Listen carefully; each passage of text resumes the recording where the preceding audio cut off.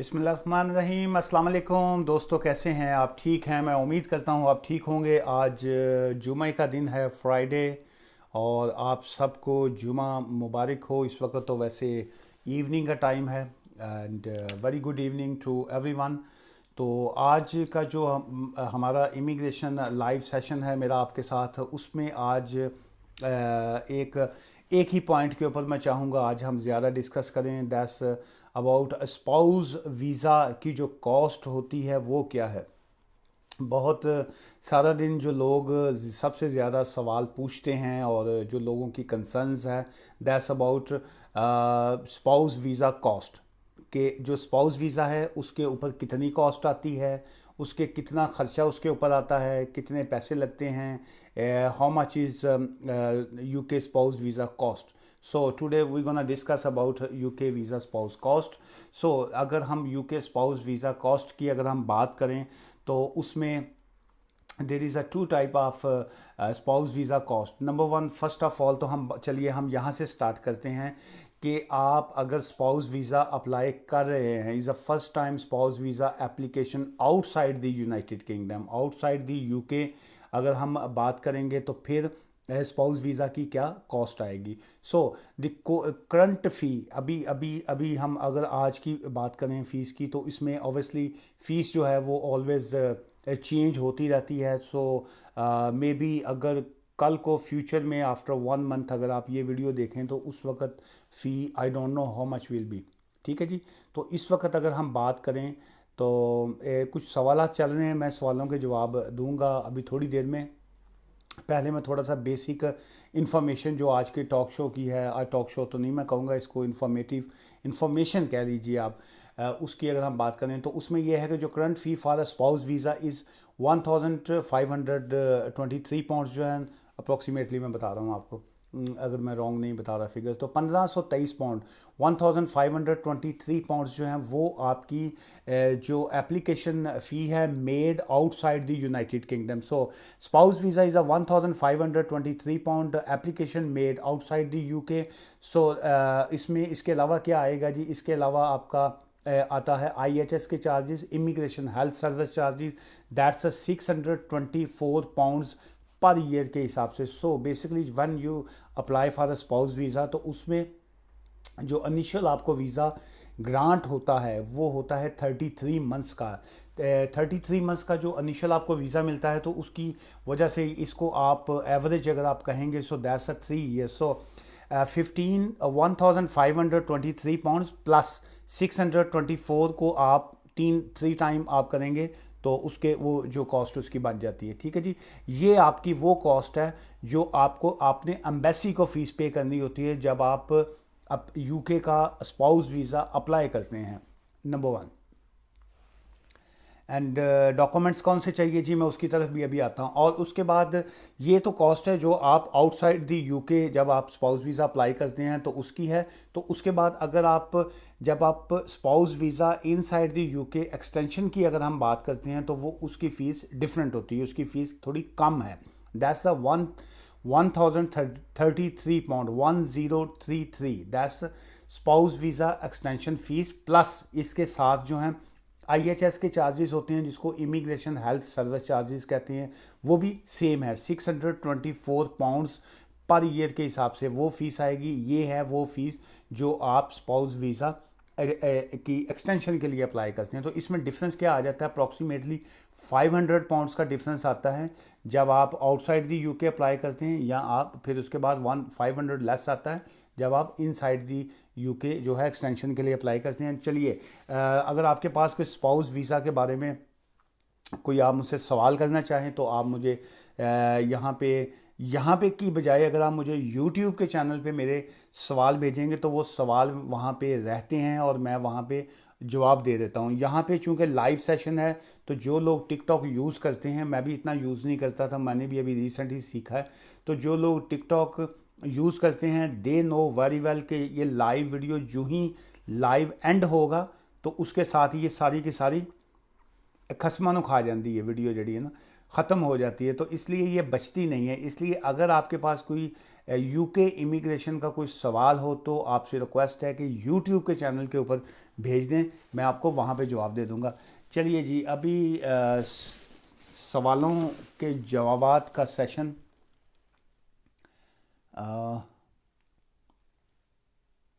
कहाँ कहाँ से शुरू करूँ, कहाँ तक सुनोगे? Right, okay. सो ये किसी का सवाल है जी, how much is for the further extension. Further extension जो होती है, ये पहली जो आ जाती है ये 33 मंथ्स की आती है, and the second one is 30 months जो है आ जाती है कि 3 साल, और उसके बाद जो उसका सेकंड उसका फ्रेम आ जाता है वो। तो अगर हम कॉस्ट की बात करें तो कॉस्ट जो है वो 500 पाउंड का सिर्फ डिफरेंस आता है, अप्रॉक्सीमेटली 500 पाउंड। तो बाकी रेस्ट जो है फीस इसकी वही है जो अब आप spouse visa outside the country apply करते हैं उसके डॉक्यूमेंट्स भी अप्रॉक्सीमेटली वही आ जाते हैं, क्योंकि उसमें भी 18,600 आपको मिनिमम शो करना पड़ता है। इंग्लिश लैंग्वेज टेस्ट जो है वो भी फ़र्क आ जाता है, वो भी वही है। सब एक चीज़ का फ़र्क आ जाता है, जब आप outside the country, let's say अगर आप पाकिस्तान से हैं तो आपको टीबी टेस्ट करवाना पड़ता है।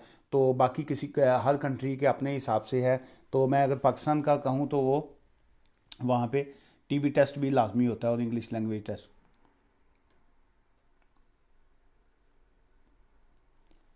अच्छा जी, ये कुछ जेलस किस्म के लोग होते हैं, बीच में फजूल बात लिख देते हैं मार्केट अगले की ख़राब करने के लिए। तो एनीवेज, कई कह रहे होते हैं कि जी आप फ़ीस कितनी लेते हैं फ़लाँ। देखिए लाइव सेशन है, इसमें तो मैं आपको इन्फॉर्मेशन प्रोवाइड कर देता हूँ।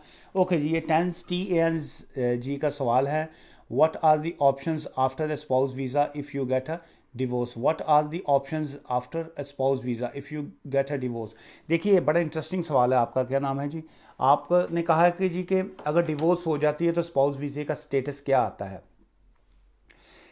लीगली लीगली ये है, लीगली टेक्निकली इसको आप किसी भी लैंग्वेज में आप समझें तो इसमें यह है कि spouse visa is based on your relationship, spouse visa is based on your marriage, spouse visa is based on your आपस में आपका जो जॉइंट आप रह रहे हैं एक दूसरे के साथ द बेसिस, वो आपका उसके ऊपर है। सो व्हेन जो रिश्ता है आपका जो रिलेशन है अगर वही ख़त्म हो गया तो उसके बाद वो स्पाउस जो वीज़ स्पाउस का जो वीज़ा है वो भी ऑटोमेटिकली ख़त्म हो जाता है। So that's why home office की पॉलिसी है कि अगर आपका ब्रेकडाउन हो जाता है, अगर आपका रिलेशनशिप ख़त्म हो जाता है, अगर आपकी सेपरेशन हो जाती है, अगर आपकी डिवोर्स हो जाती है, सो you must inform home office, ताकि वो जो आपका स्पाउस है उसका वीज़ा जो है उसको कर्टेल कर सकें, उसको ख़त्म कर सकें, उसको कैंसिल कर सकें। So your question is what are the options after the spouse visa if you get a divorce. So if you get a divorce, so that's mean your relationship has been finished now and your spouse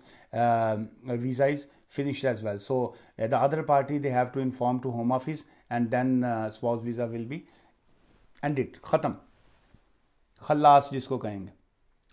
अच्छा जी, जी कराची से आपने कहा जी कि कराची से visa मिल सकता है London का। जी कराची कोई ख़ास अलहदा तो नहीं है। कराची हो, इस्लामाबाद हो, लाहौर हो, पाकिस्तान के इसका आपका सवाल ये बनता है कि क्या पाकिस्तान से यूके का वीज़ा मिल सकता है। लंदन का भी नहीं कहेंगे, आपने तो सिटियों की शहरों में डिवाइडेशन कर दी, वहाँ से हम कराची कर दिया, यहाँ से लंदन कर दिया। अगर हम इसको ऐसे कर लेते हैं, कराची के बजाय कहिए पाकिस्तान से वीज़ा, और लंदन के बजाय हम कह देते हैं यूके का वीज़ा, ठीक है जी, इसको आसान कर देते हैं। तो उसके लिए ये है कि पाकिस्तान में 4-5 स्टेशन हैं जहाँ पे आप वीज़ा सबमिट अपना करवा सकते हैं। लाहौर है, इस्लामाबाद है, कराची है, मीरपुर जो है वहाँ पे भी सेंटर है इनका। तो जो वीज़ा सबमिट होता है उसके बाद आपको बायोमेट्रिक के लिए जो जाना पड़ता है, आप obviously yes you can go into your Karachi centre, तो आप वीज़ा अप्लाई कर सकते हैं, they won't be an issue.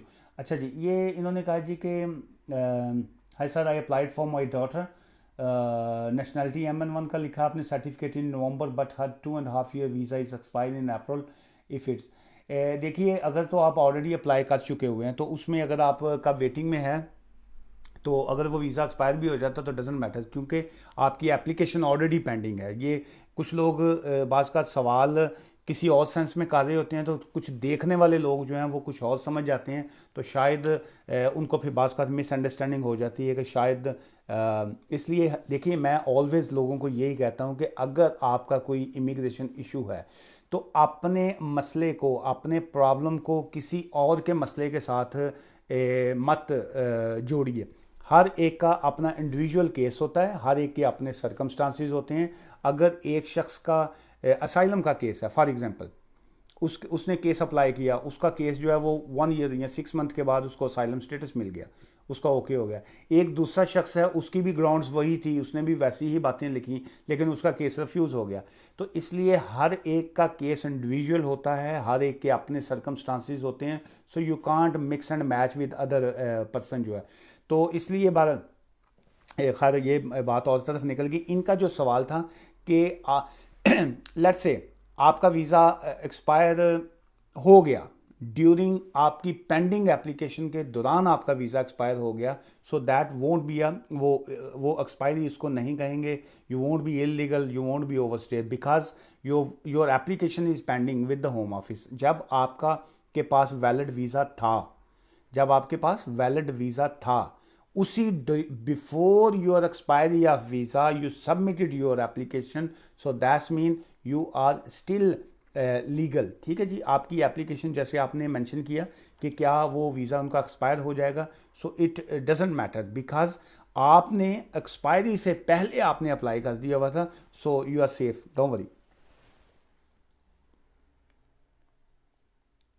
जी, ये सैम जी ने मुझे अभी फॉलो किया है। मैं अगेन, मुझे जब कोई फॉलो करता है मुझे याद आ जाता है कि मैं भी अनाउंसमेंट ये करूं कि अगर आपने अभी तक मुझे फॉलो नहीं किया तो प्लीज़ मेरे इस क्या कहते हैं, टिकटॉक अकाउंट को फॉलो कर दीजिए। और साथ ही साथ अगर आपने मेरा यूट्यूब का चैनल सब्सक्राइब नहीं किया तो प्लीज़ यूट्यूब का चैनल सब्सक्राइब कर दीजिए। और कोई इमिग्रेशन यूके का अगर आपके पास कोई सवाल हो तो आप मुझे मेरे YouTube के चैनल के ऊपर आप भेज सकती हैं। इट्स वेरी सिंपल, कैसर बारी एडवोकेट। लेकिन इसी मेरे YouTube सॉरी इसी टिकटॉक अकाउंट के ऊपर हमारी वेबसाइट भी आ रही है, मेरा ऑफिस का नंबर भी आ रहा है, मेरा लिंक ईमेल का भी एड्रेस है, वेबसाइट भी है, YouTube का भी है, ट्विटर का, लिंक्डइन, ऑल सोशल मीडिया आप वहाँ से कैच कर सकते हैं जी। अच्छा सर, ये रमज़ान भाई का मैसेज है जी। उन्होंने लिखा जी कि how long does it take for a spouse visa if you apply from Pakistan. देखिए, स्पाउस वीज़ा जब आप पाकिस्तान से अप्लाई करते हैं, so normally on their website, government की साइट, वो कहते हैं जी हम 3 वीक्स में, 3 हफ्ते, 3 वीक्स में वो रिप्लाई देते हैं। लेकिन सम टाइम अगर कोई केस कॉम्प्लिकेटेड हो, किसी को डॉक्यूमेंट्स में ऐसी उनको समझ ना आ रही हो, या कोई ऐसी चीज़ है, थोड़ा सा डिले उसमें हो जाता है। तो नॉर्मली आज कल कुछ एप्लीकेशंस हैं जिनको 2 मंथ्स भी हो गए हैं। तो बहरहाल जो उनका जो नॉर्मल टाइम फ्रेम है दैसा 3 हफ्ते, 3 हफ्ते पंजाबी जी कही था, 3 हफ्ते थे, उर्दू में कहते हैं 3 हफ्ते, और इंग्लिश में कहते हैं जी 3 वीक्स। और कोई ज़ुबान हमें आती नहीं सवाए मोहब्बत की ज़ुबान के। अच्छा जी, ये अमजद भाई का मैसेज है जी। उन्होंने कहा जी अफ़गान सिटीज़न रीसेटलमेंट स्कीम जो है वो क्या है। अच्छा, ये अक्सर लोग आजकल काफ़ी कॉल्स भी आ रही हैं, मैसेजेस भी आ रहे हैं कि जी ये अफ़गानी नेशनल्स के हवाले से, या जो अब ये जो कोई नई स्कीम जी अभी आ रही है तो अफ़गानियों के हवाले से, कि तो क्या इसमें जितने वहाँ पे जो लोग मुश्किल का शिकार हैं, या जिनको अभी कोई वहाँ पे इश्यूज हैं, क्या वो सारे उसमें फॉल करेंगे। देखिए, उसके लिए मुझे एक स्पेशल प्रोग्राम करना पड़ेगा, लेकिन in short, in simple one line में मैं आपको बताऊं, हर वो शख्स अफ़गानिस्तान में जो इनकी ब्रिटिश रेजिमेंट के अंडर, जो चूँकि वहाँ पे तालिबान के ज़माने में यहाँ पे चूँकि ब्रिटिश या बाकी कंट्रीज़ की भी आर्मीज थी, लेकिन जो लोग, जो यहाँ की जो आर्मी, या जिन्होंने इनके लिए काम किया और उनकी जान को डेंजर है, उनकी ख़तरा है, जो एयरपोर्ट्स पे काम कर रहे थे, जो इनके बटालियन में काम कर रहे थे, जो वहाँ पे इनके अंडर सर्विसेज प्रोवाइड कर रहे थे, अगर उनमें से कोई फॉल करता है तो ये जो स्कीम आ रही है अभी, ये उनके लिए है, हर हर शख्स के लिए ये नहीं है। Right, okay. ये डेविडसन का कोई मैसेज है जी। How can I bring my mom in UK from Nepal, I have indefinite leave to remain in the UK. Right, okay, so Mr. David, if you are interested to invite your mom here in the UK, so first of all I need to know Are you planning for your mom to for a permanent visa here as a dependent, or are you talking about a visit visa? Right. Okay. As you mentioned, you already got an indefinite leave to remain in the UK. So if you have accommodation and if she is completely dependent on you, on your financially and emotionally, she is dependent only to you, then, and you can afford actually, so you have accommodation, you have your job, so then there won't be any issue. So you definitely you can apply for your mom dependent visa. And if you are asking about visit visa, then still there isn't any issue, so you can invite your mom and you can apply your mom visa uh, for UK. So welcome to Nepal, welcome to Nepal in the UK, right? Okay. uh,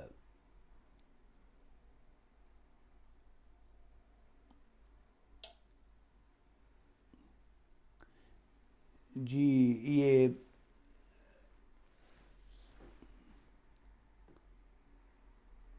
right okay, ये कुछ लोग jealous type भी होते हैं लोग। तो अभी ये पता नहीं किसी ने लिखा, यहाँ पे लिखा था, पता नहीं क्या लिखा कि कुछ मुझसे पढ़ा नहीं गया, लेकिन कोई कुछ लोग यहाँ पे हमारे इंडिया से, पाकिस्तान से, बाकी कंट्री से एक दूसरे की कंट्री के ख़िलाफ़ देख के ना किसी का चेहरा कि ये फ़लाँ है, तो नीचे कोई गंदी सी बात भी लिख देते हैं। तो मुझे किसी दोस्त ने यहीं पे टिकटॉक पे मुझे बड़े ज़बरदस्त एक बात लिखी थी एक दिन। उसने कहा जी कि आप उसका जवाब देने के बजाय सिंपल है कि कोई कहे आपको कि जी आप पाकिस्तानी हैं या आप इंडियन हैं तो आप ऐसे हैं, तो ये है वो है, आपस में नफ़रत की कोई बात करे, हेट की कोई बात करे, तो don't answer them, just simply ignore and block them. तो इसलिए जो अभी भी किसी ने कुछ और भी बात लिखी है, अब मैं क्या जवाब दूँ। एनीवेज, राइट ओके, ये जैसे अभी ये समीर साहब ने कोई मैसेज लिखा है, इसका भी इनको लाजमी जवाब देना चाहिए। इन्होंने लिखा जी, if you are solicitor you should be busy at work, why you are always in TikTok, in TikTok और on TikTok, right okay. So right जी, देखिए कोई हर बंदे की एक अपनी पर्सनल लाइफ भी होती है। सो टिकटॉक के ऊपर मैं अगर इस वक्त हूँ आपके साथ, सो इस 6 o'clock 6:10 हुए हैं, सो इस 6 o'clock ओवर वर्किंग ऑफ जो office hours they are 5:30। so after finishing my job 5:30 तक, I finished my job 5:30, so this is my own my personal time, so I'm not working 24/7। मैं रात को सोता भी हूँ, मैं सुबह को मॉर्निंग नाश्ता भी करता हूँ, मैं टॉयलेट में भी जाता हूँ, and that's my own time, so my working office hours are 9:30 to 5:30, it's only between 9:30 morning to 5:30 p.m.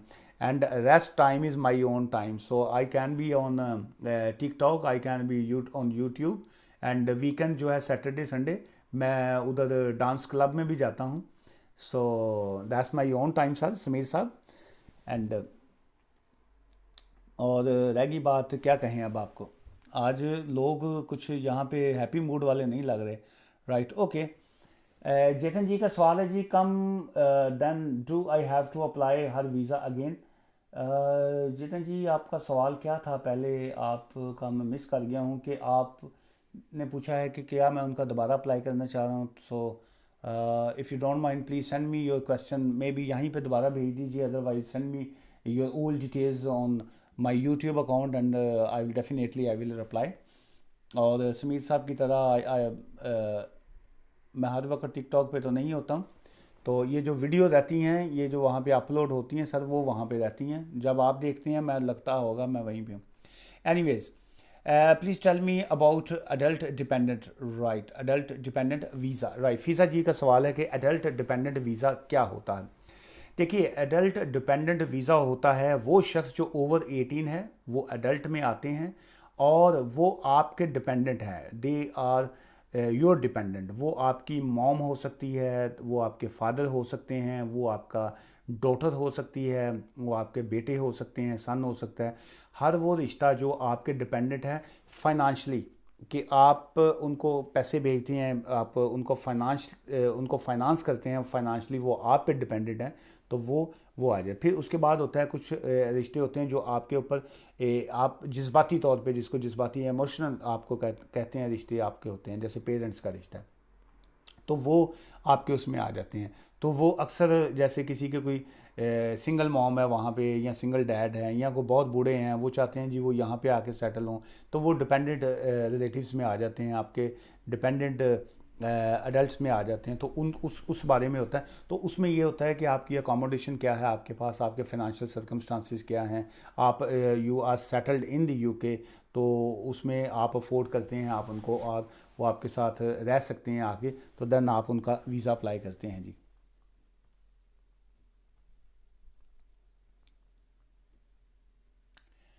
Okay.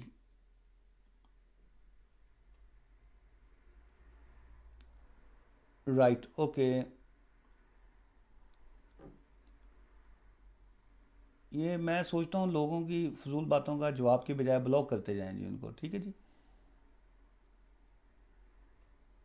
Right, okay.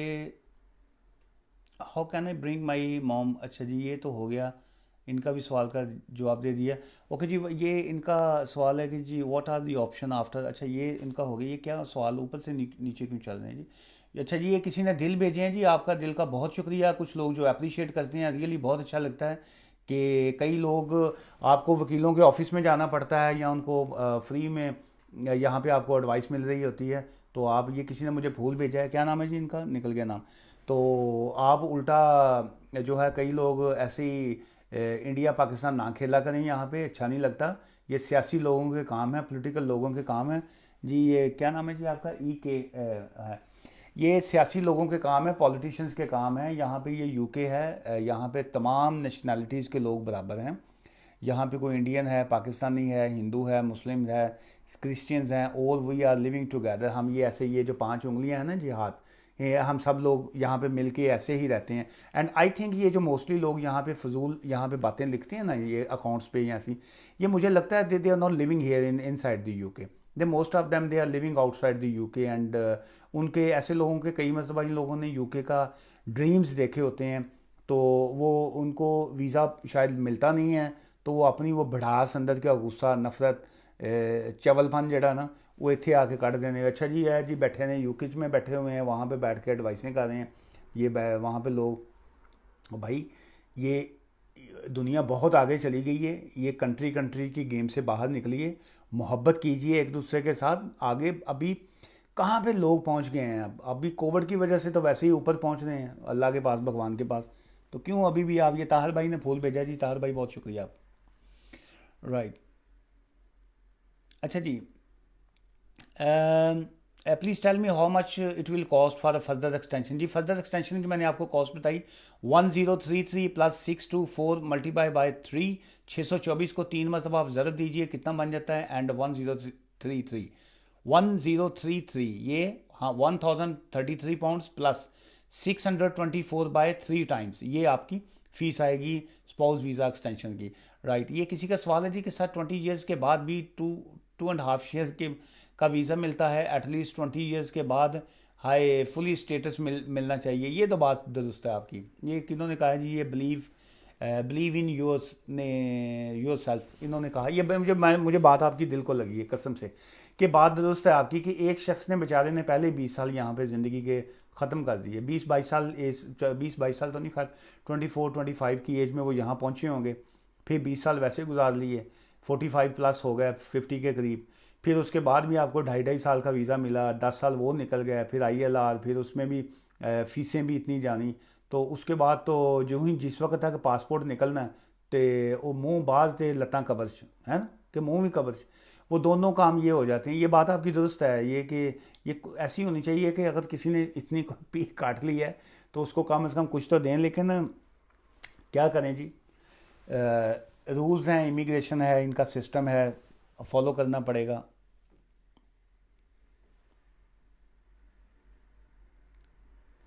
जी, ये किसी का यूज़र साहब का कोई सवाल है जी, होम ऑफिस कितने टाइम में रिस्पॉन्ड करते हैं family visa.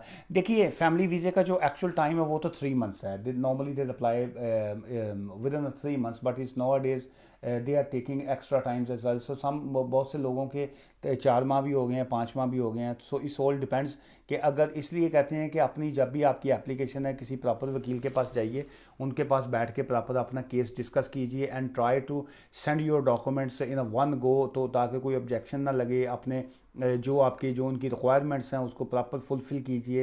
And still time लग जाता है, लेकिन यह है कि जो आपका सवाल है उसका जवाब तो 3 महीने का है, लेकिन थोड़ा सा टाइम आजकल लग रहा है। राइट, ये किसी का सवाल है जी, can I request my mother in law for a permanent UK residency from India.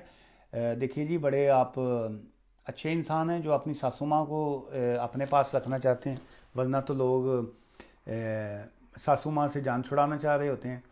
तो एनीवेज आपकी सास जो हैं वो बहुत अच्छी होंगी आपके साथ, दैट्स वाई आप चाहते हैं कि वो आपकी सास और आपकी बेगम आपके साथ रहें।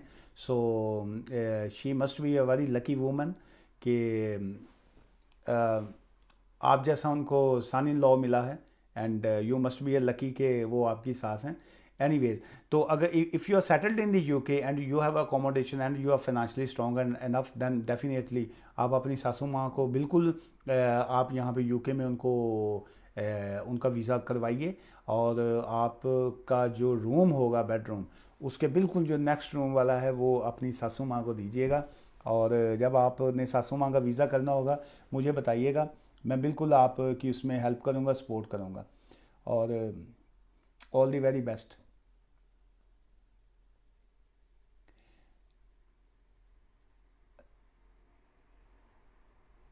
ये अब क्या सवाल है, ये इसका मैं क्या जवाब दूँ। इन्होंने कहा जी, what do I do if I robbed my mum. अब मैं इसका क्या जवाब दूँ, ना आपकी फ़ोटो लगी है वहाँ पे ना कुछ और लगी है।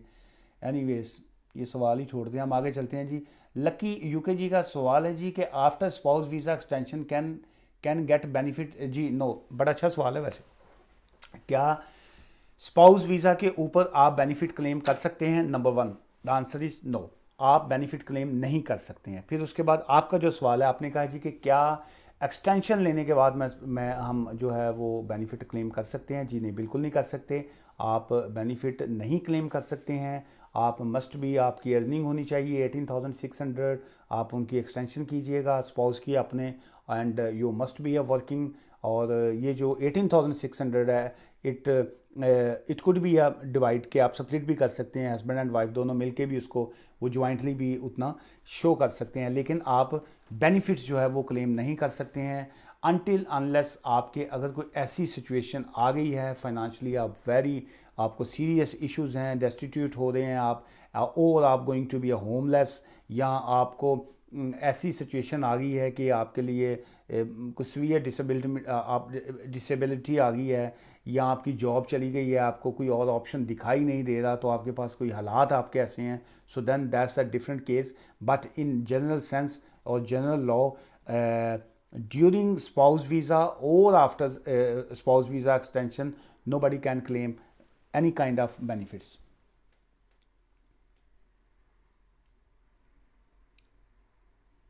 Right, okay. ये पुलिस अंडर कवर का सवाल है जी कि यूके टू कनाडा सेटलमेंट हो सकती है।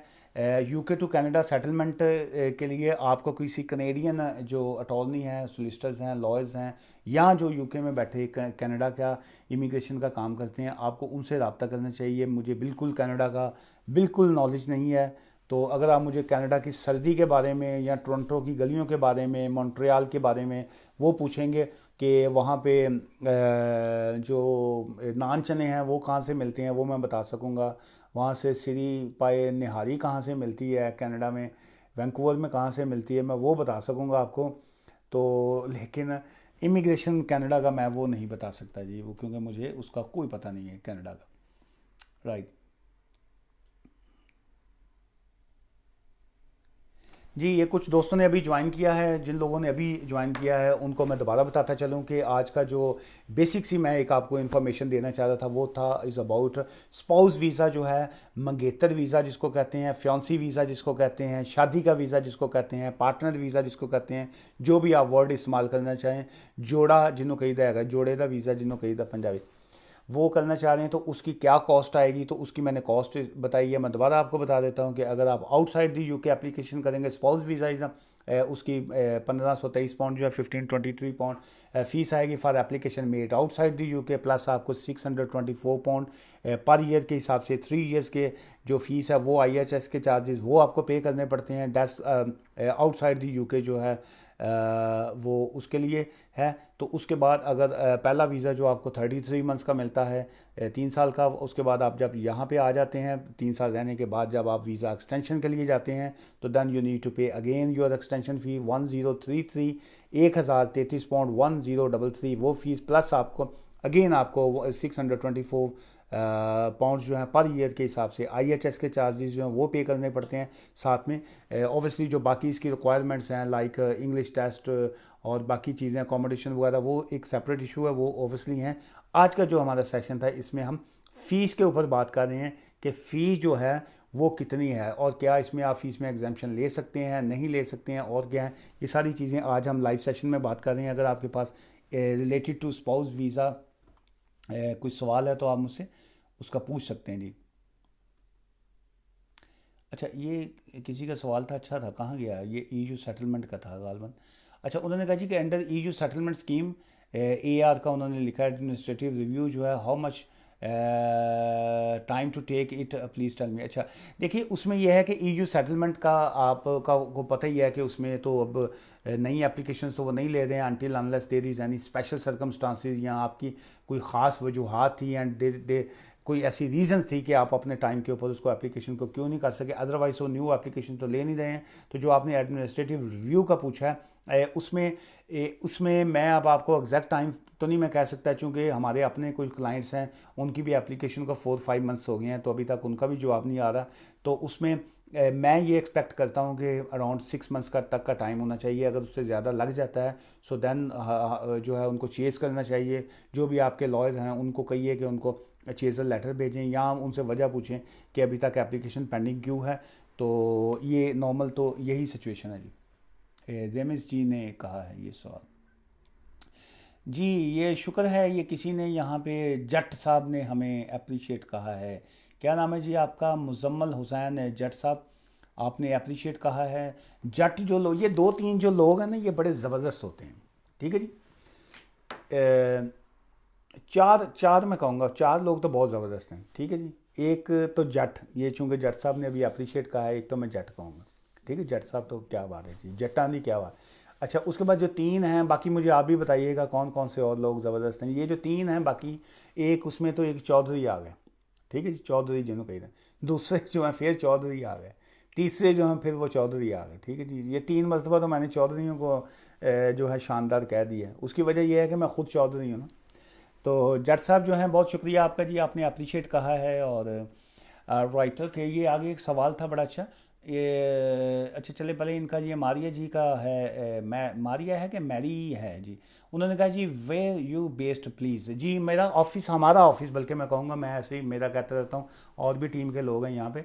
तो हमारा ऑफिस है जी ब्रैडफर्ड में, ब्रैडफर्ड BD3 में हमारा ऑफिस है। इसी हमारे टिकटॉक अकाउंट के ऊपर वेबसाइट भी आ रही है, अगर आप उसको क्लिक करेंगी तो ऑफिस की सारी डिटेल्स भी आ जाती हैं। मेरा फ़ोन नंबर भी है वहाँ पे और ऑफिस का एड्रेस भी है वहाँ पे। और आपने अगर जट साहब ने ख़ासकर, और अगर मैरी जी आपने एड्रेस का पूछा, अगर आपने मेरा यूट्यूब चैनल सब्सक्राइब नहीं किया तो ਤੁਹਾਨੂੰ खुदा दा वास्ता जी यूट्यूब चैनल सब्सक्राइब कर दियो। अच्छा जी।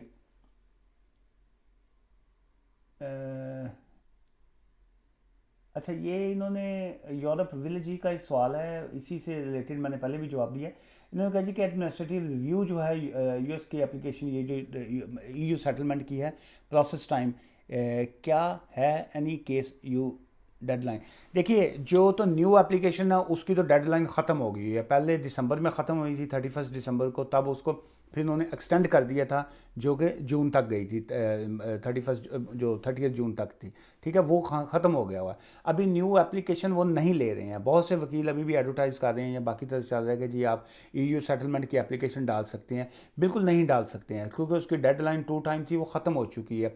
आप एप्लीकेशन तब डाल सकते हैं जब आपके कोई स्पेशल सर्कमस्टांसिस हैं and you have a very strong, strong का मैं वर्ड बोलूँगा, मैं ये नहीं कह रहा कि जी कि you have any reason, no, reason हर एक के पास होती है, वजूहात हर एक के पास है। If you have a very very strong reason, then you can file your new application, otherwise they are not considering your new EU settlement application।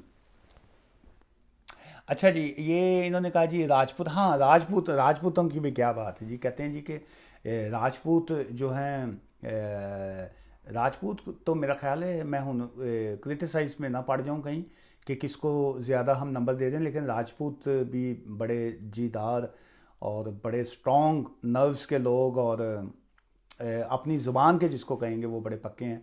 हमारे दोस्त हैं एक, वो भी वकील हैं, पाकिस्तान में प्रैक्टिस करते हैं, चौहान हैं वैसे वो, लेकिन वो राजपूत चौहान है वो। तो नज़ीर चौहान साहब जो है, मुझे नहीं पता इस वक्त वो देख रहे हैं अगर, तो उनको सलाम है, सुप्रीम कोर्ट के वकील हैं, लाहौर में प्रैक्टिस करते हैं, वो वन ऑफ दी वंडरफुल जिनको कहेंगे वकील, and he is a Rajput, ज़बान दे पक्के। उन्होंने कह दिया आज का खाना कढ़ाई मेरी तरफ से है तो उनकी तरफ से। जी अच्छा, मलक मलक इन्होंने कहा जी, मलक, हाँ मलक, अच्छा मलक भी बड़े ज़बरदस्त लोग हैं जी। मलक, मलकाना मुंडा, ते वो बड़ा गाने भी आए थे इसका, मलकाना मुंडा ना, तो मलक मलक भी एक्सीलेंट, क्या बात है जी, मलकों की ये एक, अच्छा कुछ लोग, अब तो खैर दुनिया चेंज हो गई है, मैं तो खैर ज़ात बरादरी को मैं मानता नहीं हूँ कि सबसे पहले तो हम मुसलमान हैं अल्हम्दुलिल्लाह, उसके बाद पाकिस्तानी हैं, तो ऑब्वियसली अब यूके में हैं, ब्रिटिश हैं, लेकिन ये है कि ज़ात, ये जो कास्ट सिस्टम है ना, मुझे I personally don't believe on caste system, but लेकिन कुछ चीज़ें हैं ऐसी, जब उनकी स्टोरीज सुनते हैं और फिर ऐसे बड़ा जोश मारता है जी, वो राजपूत खून और मतलब जट्टा ने करता, तो मतलब is quite interesting actually. So right, okay, ये अदरीस साहब ने कहा जी कि sir give vote to Gujjar. Idrees साहब, गुजरां ਨੂੰ उनकी वोट देना। गुजरों को क्या वोट दें, आज का इमिग्रेशन सेशन है, आप कॉमेडी की तरफ ले गए हैं। अच्छा गुज्जर जो है ना, ये किसी ने कहा जी कि कहता जी गुज्जर किवें बनते हैं, गुज्जर किवें बनते हैं, कहता बंदा 5-7 दिन ना नहावे ना तो गुज्जर को गुज्जर बन जाता है। ये ऐसे ही ना, ये जो पाकिस्तानी ये जो ड्रामे वाले लोग हैं ना, थिएटर वाले, इन्होंने ऐसे बड़ी जुगतें बनाई हुई हैं अराइयों के ऊपर जी, वो प्याज खाते ने, गंढे खाते ने, तो वो अराई ने गुज्जर जड़े ने नहाते नहीं, फिर मतलब जट जो हैं ये थोड़ा सा ऐसे होते हैं, तो ये ऐसी मेरा ख्याल है कास्ट सिस्टम, ऐसे बातें बनी हुई हैं ज़्यादा, तो कि जी, लेकिन गुज्जर बड़ी ज़बरदस्त कौम है जी, अल्लाह आबाद रखे गुजरों को, गुजरों की वजह से ही जो है बड़े गाने आए हैं पाकिस्तान के, अच्छे अच्छे भी और गंदे गंदे भी। अच्छा जी, ये फास्ट ट्रैक का सवाल किसी ने पूछा है, बीना जी का, उन्होंने कहा जी कि फास्ट ट्रैक का ऑप्शन है स्पाउस वीज़ा पे, जी बिल्कुल है, ये बड़ा इंटरेस्टिंग सवाल था, मैं बल्कि इसका एक छोटी सी एक वीडियो भी करना चाह रहा था स्पाउस वीज़ा के हवाले से, फास्ट ट्रैक का। देखिए फास्ट ट्रैक का जो एक्चुअल है उसमें एक तो फ़ीस ज़्यादा ओबियसली आ जाती है, प्रायोरिटी बेस के ऊपर आती है। सेकंड, इसमें क्या आता है कि फास्ट ट्रैक के ऊपर जो इन्होंने कहा हुआ है वो है 5 डेज़, कि जी के नॉर्मल अगर 3 वीक्स का टाइम है अगर स्पाउस वीज़ा के ऊपर। ट्यूलिप मेरे भाई का मैसेज और फूल आया है, बड़े प्यारे भाई हैं ये, तो उसमें यह है कि नॉर्मल अगर 3 वीक्स का टाइम आ रहा है, ऑब्वियसली टाइम उस पर भी लग रहा है, लेकिन ये जो स्पाउस वीज़ा फास्ट ट्रैक का ऑप्शन है, इसमें इसमें 5 डेज़ का टाइम जो है ना वो उनकी साइड पे आ रहा है, तो इसमें ऑब्वियसली डिफरेंट, इसमें डिफरेंस तो है जी। जी बिनेश जी, अगर आपका सवाल यही था तो आई थिंक मैंने जवाब सही दिया है आपको। I have ILR and what documents I need to send for my baby passport. Right, okay, Tulip ji का एक और, ट्यूलिप भाई का एक और फूल आया है जी, बहुत शुक्रिया। गुलाब के फूल देखते हैं तो आंखों में लालियाँ आ जाती हैं। अच्छा जी, ये जो आपको ILR के लिए बेबी का आपने कहा है, तो उसमें ऑब्वियसली बच्चे का बर्थ सर्टिफिकेट आ जाएगा। वो कहाँ पे आपके जो हैं, ये किनका है जी, ये किनका फूल आया था, राजपूत क्या लिखा हुआ था? अच्छा, उसमें वो आपके डॉक्यूमेंट्स आ जाएंगे, आपके जो पासपोर्ट की कॉपी, आपके ILR की कॉपी, और अगर आपके पास ILR है तो, अगर आप पासपोर्ट है तो पासपोर्ट की कॉपी, अकोमोडेशन की कॉपी। राजपूत, राजपूत ही है जी गाल में, मुझे तो यही लगा माया राजपूत। तो ये सारे डॉक्यूमेंट्स वो आ जाएंगे, चूँकि बेबी है, बच्चा है, तो उसमें वो ज़ाहिर है वो English language, good character certificate, ये वो चीज़ें फॉर्म में तो आप फिल करेंगे, लेकिन बाकी तो नहीं आएंगे ऑब्वियसली। ही इज़ अ बच्चा। तो ऑल दी वेरी बेस्ट, बच्चे का आप अप्लाई कीजिए। तो उसमें ऐसा कोई इस क्वाइट सिंपल एप्लीकेशन एक्चुअली। तो ये किसी ने लाफ्टर 4-5 भेजे थे, कहाँ गया, ऊपर चले गए हैं, मेरी पता नहीं किसी बात का उनको मज़ा आया। तो बहुत शुक्रिया आपका, हंसते खेलते रहा करें, अच्छा लगता है। ये जो इमिग्रेशन के मसाइल हैं, ज़िंदगी के मसाइल हैं, वकालत के मसाइल हैं, ये लाइफ में चलते रहेंगे, जब तक हम जिंदा हैं, जब तक आप जिंदा हैं, ये चलते रहेंगे। अच्छा जी, अली गुजर भाई ने जियो कहा है, जियो। अब आपने मुझे जियो कहा है या आपने जियो टीवी को एडवर्टाइज किया है? जियो। जियो जीने दो। रईस साहब ने लवली लिखा है जी, बहुत शुक्रिया आपका जी। राइट, ओके, ये कम अच्छा। ओके जी, ओके, सो इनका ये सवाल है कि जी, I need to apply for my parents as elderly dependent and they both are not well. Right, okay, so if you are planning to apply for elderly dependents, so they are dependent onto you, so that's mean, so basically you need to show them two things. Number one, they are financially dependent on you, number one, and number two, they are emotionally dependent on you. So as you mentioned that your parents, they are elderly, obviously age wise they have some issues.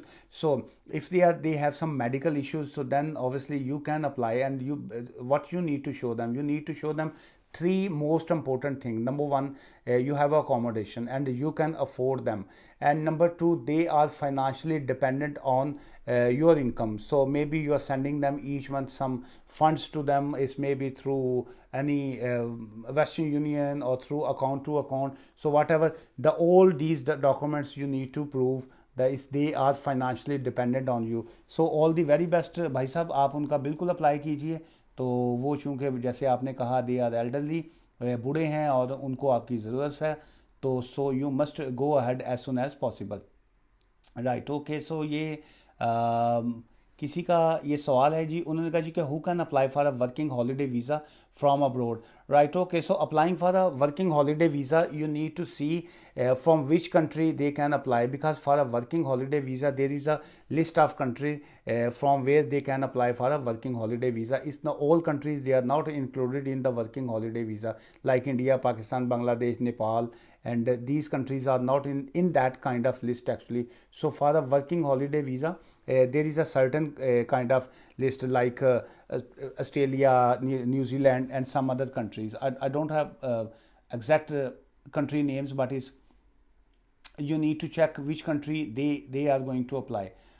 um, ये नैनीगल का क्या नाम लिखा हुआ जी, I can't read properly, but is my husband came from Afghanistan, his visa expire, what to do? Right, okay, so I don't know, is your husband is on a spouse visa or on which visa he's here? So obviously, as I assume is if he's your husband, and obviously he maybe he's on a spouse visa, so if his spouse visa is going to expire, so you need to apply for his extension.